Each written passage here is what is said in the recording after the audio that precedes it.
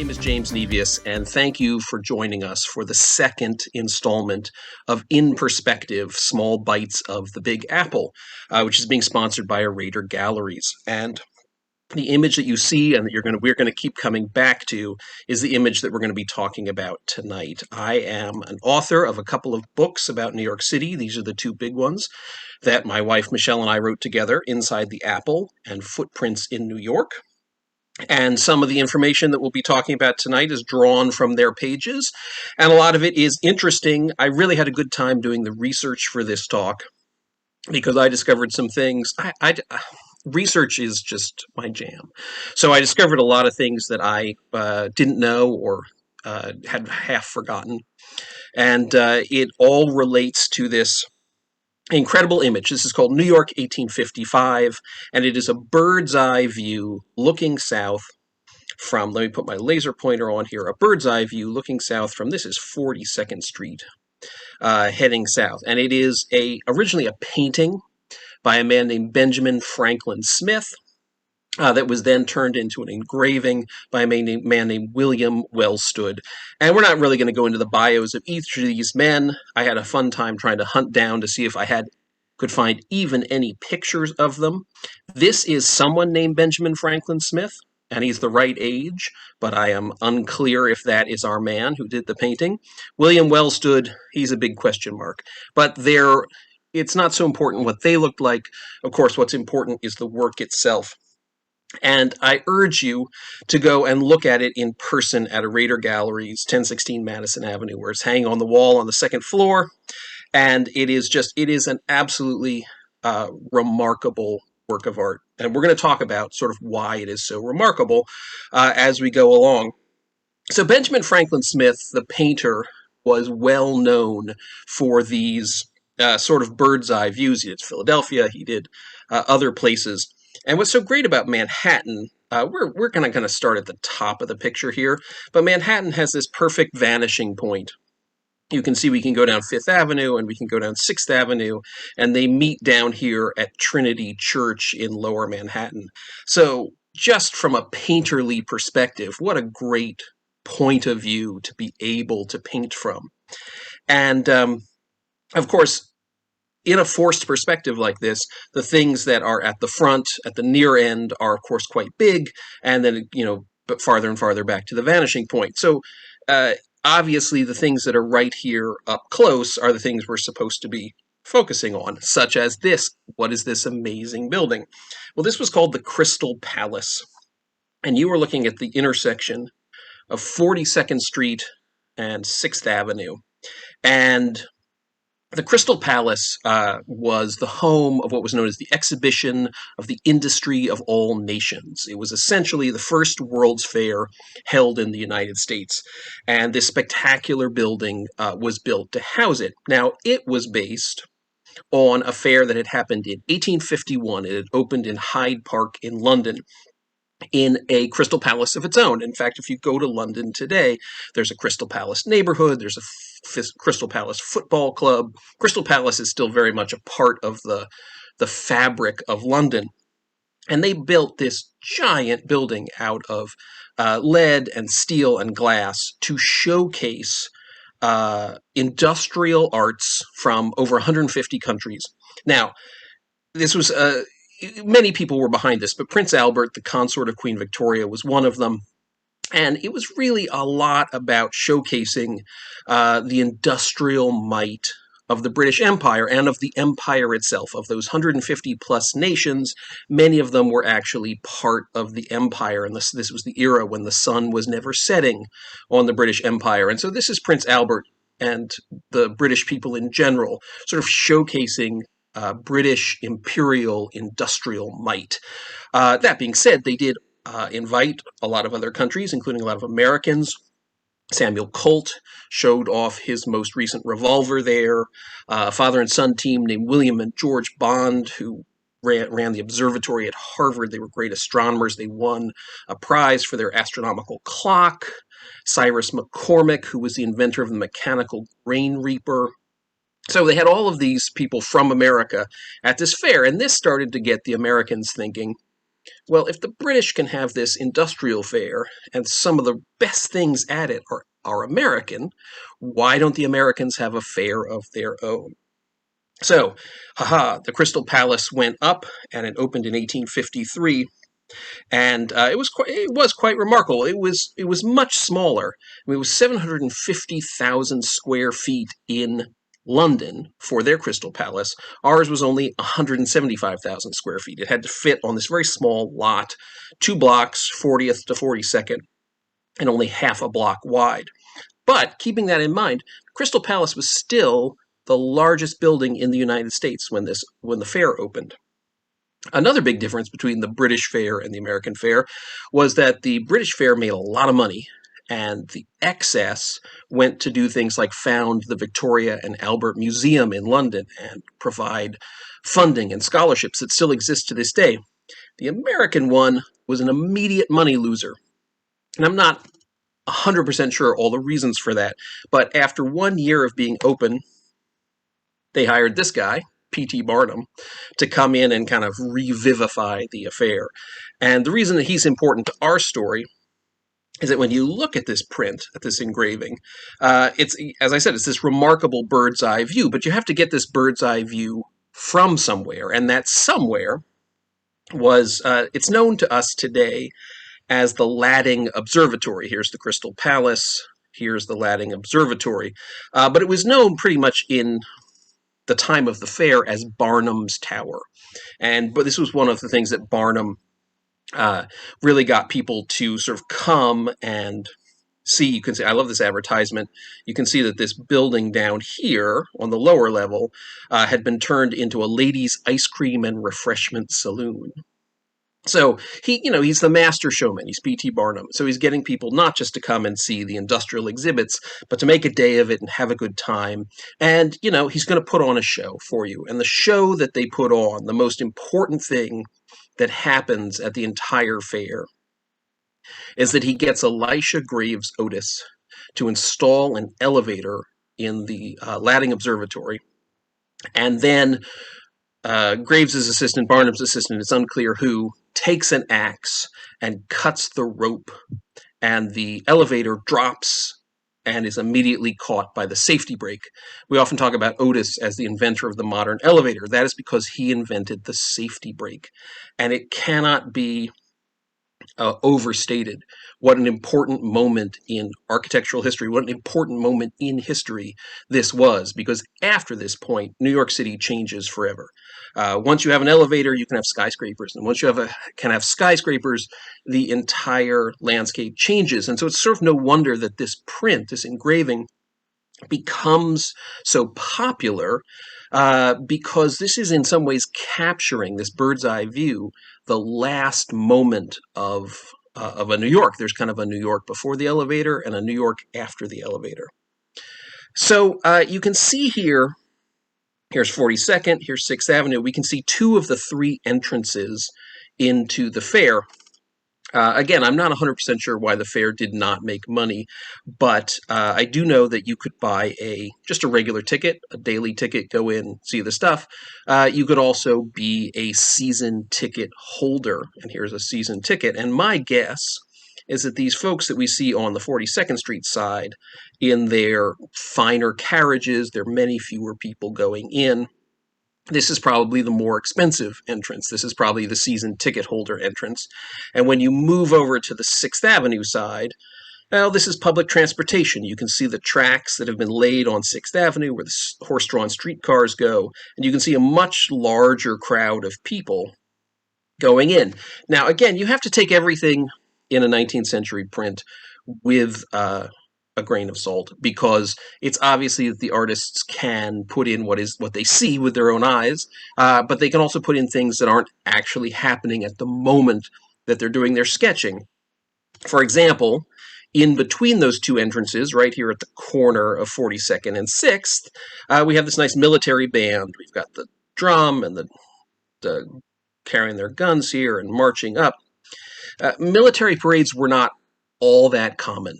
They would happen on the 4th of July, and they would happen on very special occasions, but it's not like they would just all throw on their uniforms and go marching anytime. But One time that they definitely had a military parade was on the day that the fair opened. The President of the United States, Franklin Pierce, arrived at the Battery, and there was a military parade from Lower Manhattan to 42nd Street. And the guy he brought with him, Pierce, was his Secretary of War, which tells you a lot about the whole idea of this being an industrial fair. That was certainly one of the industries, and Colt, who had been so successful at the British fair, also showed off stuff at the American fair. What's also interesting is that Pierce's Secretary of War was Jefferson Davis, who just a few years later would become the president of the Confederacy. So they were there to preside over opening day. Now, if we zoom out again for a second, obviously this is the central focus of this, but equally large on the same block is this other building, which is the distribution reservoir of the Croton aqueduct system. And this also was pretty new.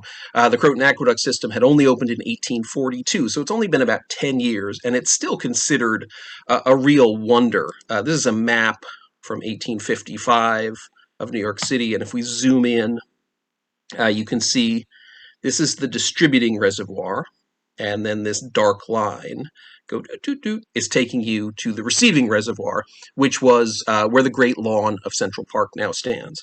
They were already in the process of building a new receiving reservoir, which is the one we still have. That's the Jackie O Reservoir in Central Park. So this was considered a great moment of progress in New York City history. And people used to go and stroll. This was a day out in the city, was to go to the reservoir and walk along the edges. And if you look at our engraving, you can see that all of the walls up here are populated by people who are out to take a stroll. Now, this is Fifth Avenue, and this is 42nd Street, which means that what we're looking at is the lot that now holds the New York Public Library. And if you go into the library and you go downstairs, you can see the foundations of the reservoir, which are still there. They are the foundations on which the library stands. So you can see this smokestack here. And again, another map. This is 1857, so just a couple of years after the engraving. And this is the block. And you can see chemical works. You can also see stables, marble works, more stables, laundry. A lot of New York City north of 42nd Street and surrounding 42nd Street was still highly undeveloped. So it was a good place to put things like your chemical works, which is probably making fertilizer. And you can see here this house, just to put this in context. That's what the block looks like today, if you're familiar with this part of Midtown.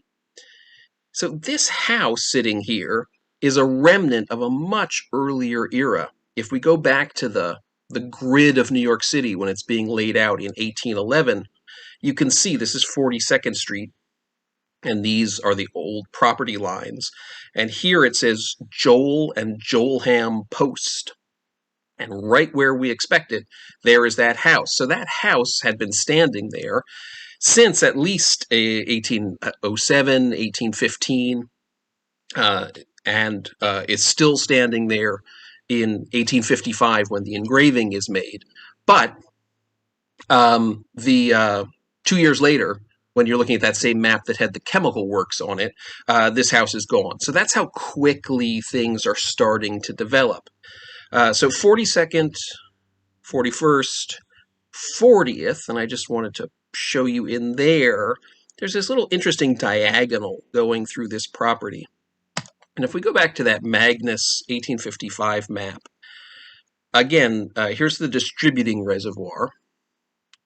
And you can see the orphan asylum and the deaf and dumb asylum are just north of 42nd Street. So again, these are the sorts of institutions that would have been put on less valuable land. That's just how things worked in 19th century New York. So you can tell that what's north of 42nd Street has yet to really be developed. But anyway, the reason I wanted to show you this map is that these faint lines that you can see through here are the older roads. So this map maker has taken the pre-grid roads and put them on the map. And if we go 42nd, 41st, 40th, there's our little diagonal that goes through this property. There it is right there. And if we move just a little bit farther south, so there's our diagonal, you can see this row of 3 kind of elegant brownstone townhouses, which I happen to have a nice picture of. There they are. These were the homes of the Phelps, Dodge, and Stokes families. And Phelps, these are these 3 intermarried, intermingled families that were made oodles of money. They were, in today's terms, billionaires in copper mining. And then they went into, like most people, into real estate development, a lot of the Upper West Side. And you can't really go very far studying New York City history and development without coming into contact with these families who, and I'd love to give a talk on this sometime. It's this sort of Hatfield and McCoy sometimes. They were business partners. They were all married to each other. They hated each other. It's maybe we can do an 8-part series on HBO. I don't know. If you're a New York City historian, the name is probably familiar to you because Isaac Newton Phelps Stokes wrote a book called The Iconography of Manhattan Island, which is still the greatest history of New York that's ever been written. And so he was an architect. He was supposed to go to architecture. He went to architecture school. He never really went into practice and became this great historian. If this building at all looks familiar to you, it is still standing. You can see those nice little arches on the rooftop. And it was owned by J.P. Morgan and his son, Jock Morgan, and it is now part of the whole Morgan Library complex on Madison Avenue. So let's just go down, just take us down to the tip of Manhattan and back. So that's Trinity, that's Staten Island, that's St. Paul's, this is Broadway running up, and you can see Grace Church, and you can see how dense and how crowded Lower Manhattan is, and as is the case with any painting like this where the perspective is going towards this sort of distant point, the details get far harder and harder to discern, but even that being the case, this is still a pretty accurate representation of what Lower Manhattan would have looked like as we start to work our way back up the Hudson River. You can see there's a lot of traffic out here, but actually not enough traffic. This is another bit of artistic license. There would have been many more boats, but that would have crowded the painting, crowded the engraving too much. So we have representations of schooners and paddle wheels and steamers so that you see the types of ships that were coming in and out. Shipping was the #1 industry in New York. And here's all of the piers on the west side, and you can see up as we get towards Hell's Kitchen and 42nd Street, more and more sort of industrialization. And then that brings us back to 42nd Street.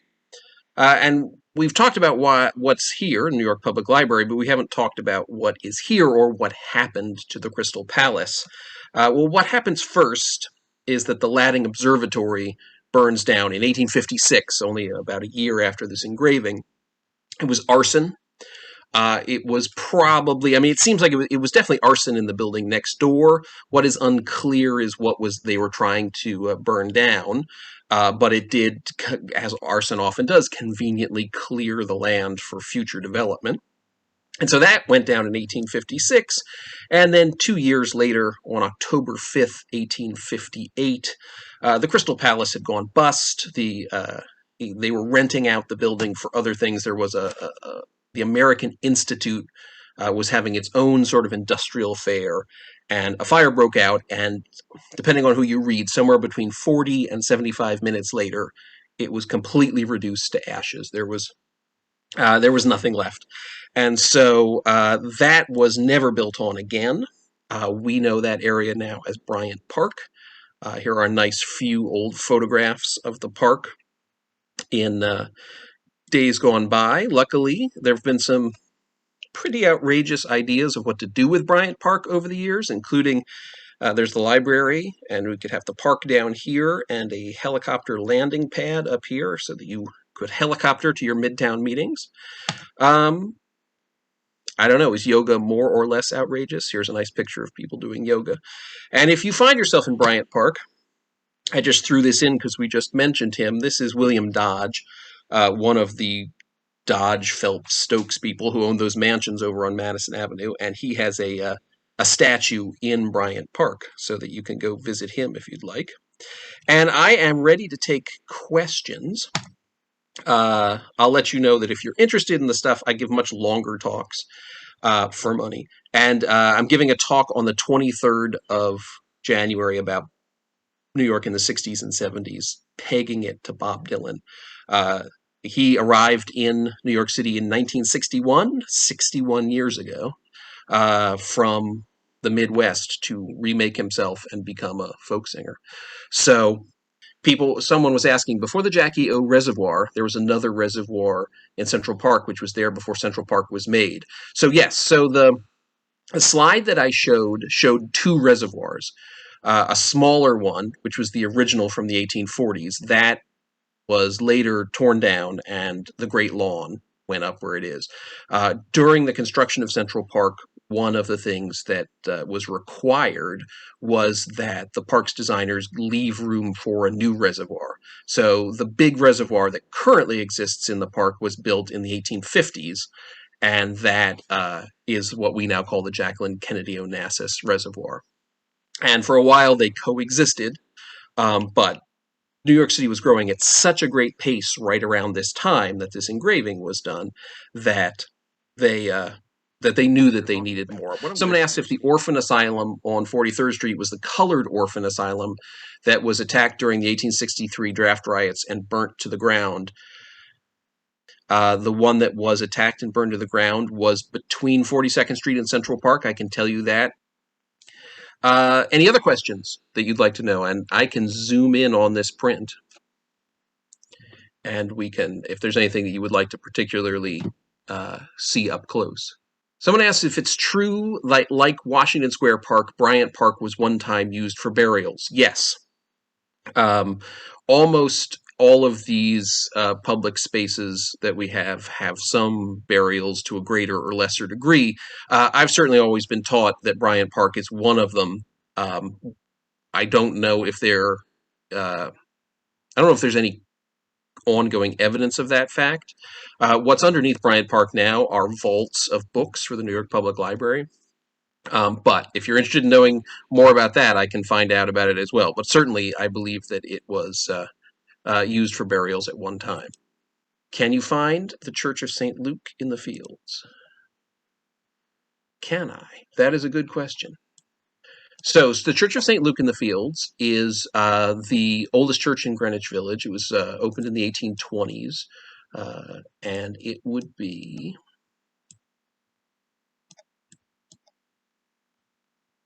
somewhere over here, but I'm not seeing it.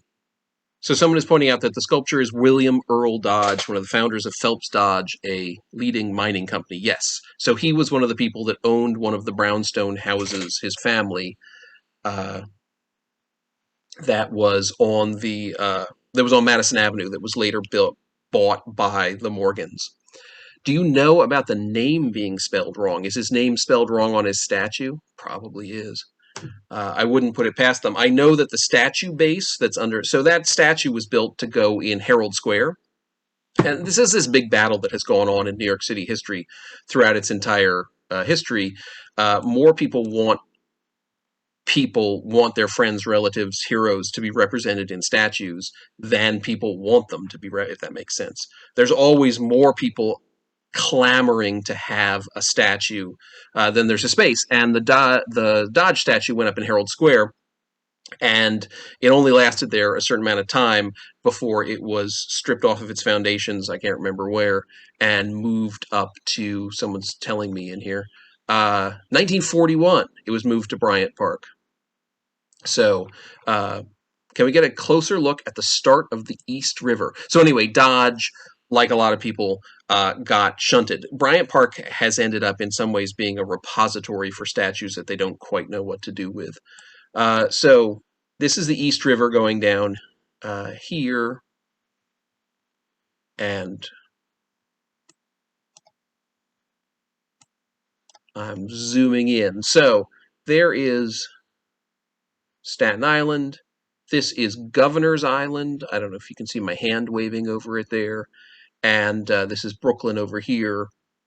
And obviously, this being the 1850s, there's not a single bridge connecting anything on the Brooklyn side to the New York side. So some of these boats that you will be seeing here are clearly ferries, bringing people from what in this day would have been the independent city of Brooklyn to New York, which in those days was just New York City. Someone is asking if we can see what's on the New Jersey side. Paulus Hook is shown. It sure is. Look at how. So I honestly think that there's a little bit of artistic license being taken with New Jersey. The sun seems to be beaming down its rays on New Jersey, which I think is interesting. Smith was not from New Jersey, so and so you can see coming up the Hudson River, you can see this is probably Paulus Hook, and then you're going up here into the sort of Hoboken area, and you can even see some Palisades starting, these very famous cliffs. But it doesn't look like there's much going on in New Jersey. Again, artistic license. The focus of this image is supposed to be New York City, so the focus of this image is New York City. Any other questions? Someone did ask if another book is coming out. Someone who very kindly has both of our previous books. Someday, another book about something is going to be released. I'm really if I could tell you when or what it would be about, I end up having more ideas for good books than I have time. So Michael Foley from Arader Galleries says thank you for a presentation about one of our favorite pieces. We know a little about Wellstood. He was born in Scotland, but emigrated and became an American and was a successful engraver. Benjamin Franklin Smith was very well known for his city views, both in New York and other cities like Philadelphia. His work was mostly made specifically for prints, but I'm not sure where any of the originals might be. Yes, neither am I. I looked to see if I often, when I am researching a work of art, especially in engraving, it's great to be able to compare the painting and the engraving, but I've not seen originals of any of these, and they are probably lost. By the way, there was a key to the print made at the time of publication, identifying numerous buildings throughout the scene, but there is only one surviving copy, which is in the Metropolitan Museum's collection. Probably, as these things go, not on view at the Metropolitan Museum. But what is on view is this picture. This is how I'm going to finish, because seeing it on screen here, it's great that I can zoom in and out, but seeing this particular image in person is well worthwhile, and it's free of charge for you to go to Arader Galleries and pop in, and someone will show you this and the other New York works, including stuff that I talked about in our last presentation. So if you're in New York City or have reason to be in New York City, I highly encourage you to check this out, because you can just spend hours staring at it. It's an absolutely gorgeous work of art, and I think it's well worth checking out. So thanks everyone who could attend in person.